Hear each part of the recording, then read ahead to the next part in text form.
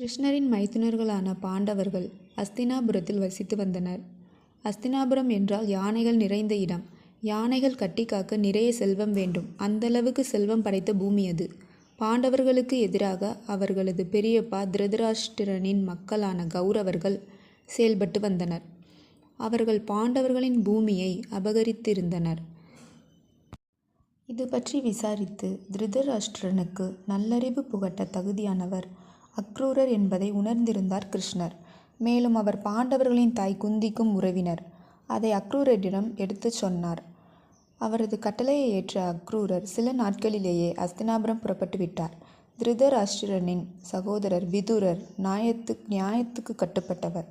அவர் மூலமாக ஹஸ்தினாபுரத்தில் நடக்கும் விஷயங்களை அறிந்து கொண்டார் அக்ரூரர். அதனால்தான் நியாயத்தை பேசும் விதுரரை தொடர்பு கொண்டார். பின்னர் குந்தியை சந்தித்து நடந்த விஷயங்களை அறிந்தார்.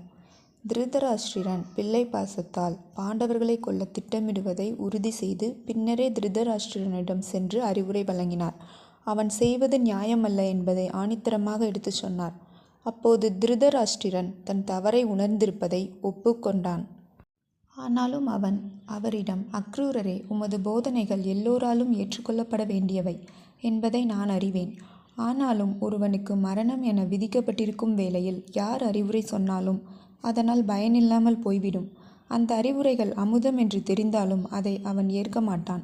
உமது அறிவுரைகளை நான் ஏற்காதது கூட அந்த கடவுளின் சித்தம்தான்.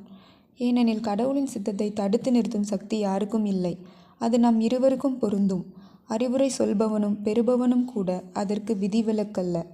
பூமியில் பாவிகளை குறைக்க யதுவம்சத்தில் பரமாத்மா தோன்றியுள்ளதை நான் அறிந்திருந்தும் என்னால் ஏதும் செய்ய முடியாமைக்கு வருந்துகிறேன் என்றார். திருதராஷ்டிரன் நிர்பந்தத்தின் பிடியில் இருக்கிறான் என்பதை அக்ரூரர் அறிந்து கொண்டார்.